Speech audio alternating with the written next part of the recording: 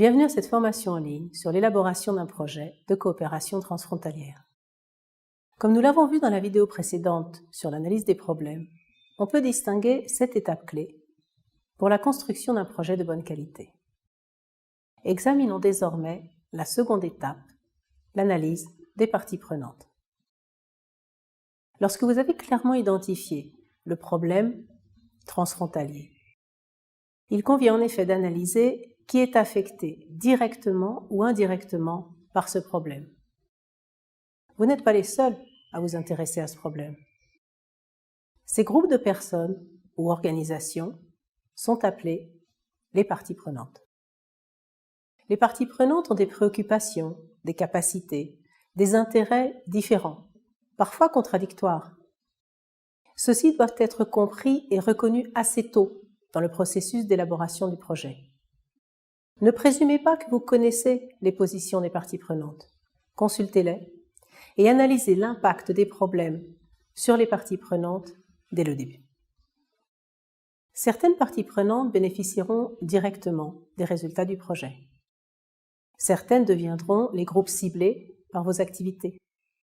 La capacité et la motivation des parties prenantes à contribuer au changement détermineront qui vous impliquerez dans vos activités. Voyons maintenant comment les partenaires de projet, Anna, Boris et Carla, vont mener à bien cette analyse des parties prenantes. Alors, qui est affecté par les problèmes ? Tout d'abord, les habitants de nos régions.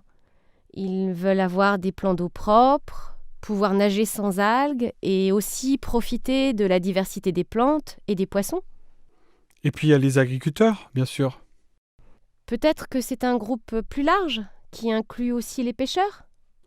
Les pêcheurs sont également intéressés, bien sûr, mais réfléchissez soigneusement à ceux que vous mettez dans la même catégorie.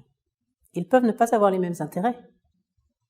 Oui, bien sûr, les pêcheurs souhaitent probablement moins d'éléments nutritifs dans l'eau, alors que les agriculteurs ont souvent tendance à en utiliser davantage. Prenons donc les pêcheurs séparément. Et aussi les propriétaires riverains des cours et plans d'eau. Qu'en est-il de vous-même ?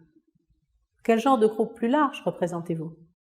Eh bien les autorités, dans un sens plus large, tous ceux qui s'occupent de l'agriculture, des services publics, de l'environnement et de l'application de la loi, et aussi les compagnies des eaux, je suppose. Et les écologistes, y compris les amoureux de la nature, les chercheurs. Très bien. Voyons maintenant qui est affecté par quel problème.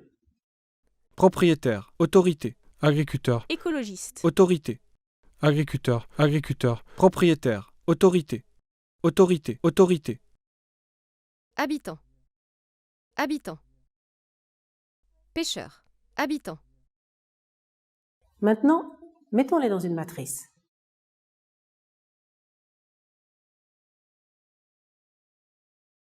Essayez d'identifier comment les différentes parties prenantes sont affectées par les problèmes.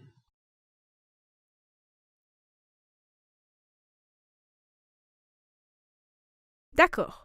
Commençons par les agriculteurs. Ils semblent être au cœur de notre problème. Je pense que nous devons leur parler le plus tôt possible pour en savoir plus sur leurs pratiques concernant les engrais.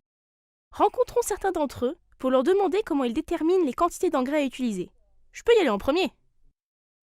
Cependant, ceci ne se passe pas comme prévu. Anna rend visite au propriétaire d'une grande ferme à la périphérie d'Alavir.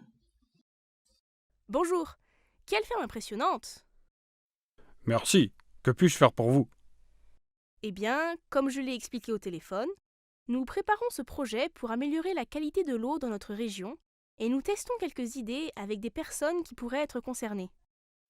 D'accord, mais quel rapport avec moi ?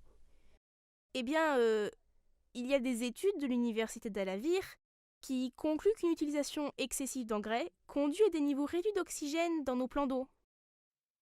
Vous insinuez que je ne sais pas combien d'engrais je dois utiliser ? Ça fait 32 ans que je fais ce métier, et mon père le faisait avant moi.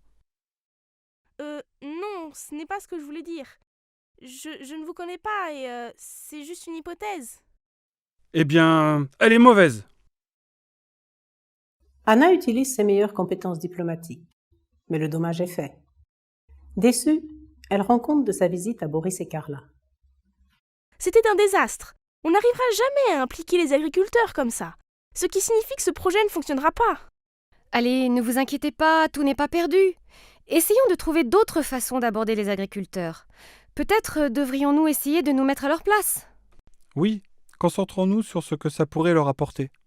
Nous pourrions parler des nouvelles technologies qui leur permettraient d'économiser des engrais et leur dire que nous préparons un projet qui financera ces technologies. Et ils font une deuxième tentative, cette fois à partir de l'association des agriculteurs. Boris y va avec son collègue du département du développement économique du conseil régional. Cela a plus de succès. Le président de l'association leur dit comment les agriculteurs déterminent les quantités d'engrais à utiliser. Boris revient avec enthousiasme. Je pense que je connais la véritable raison du comportement des agriculteurs. Ils ne connaissent pas la concentration d'éléments nutritifs de leurs terres et craignent une sous-fertilisation entraînant une production plus faible. Peut-être que nous pourrions donc juste nous concentrer sur leur incapacité à estimer le besoin réel d'engrais. Ainsi, nous pourrions mieux les impliquer dans le projet parce que je pense vraiment que nous avons besoin d'eux. Je suis sûr qu'ils n'aiment pas non plus gaspiller de l'argent en engrais inutiles. Cela signifie qu'on peut les inciter à participer en leur faisant économiser des engrais.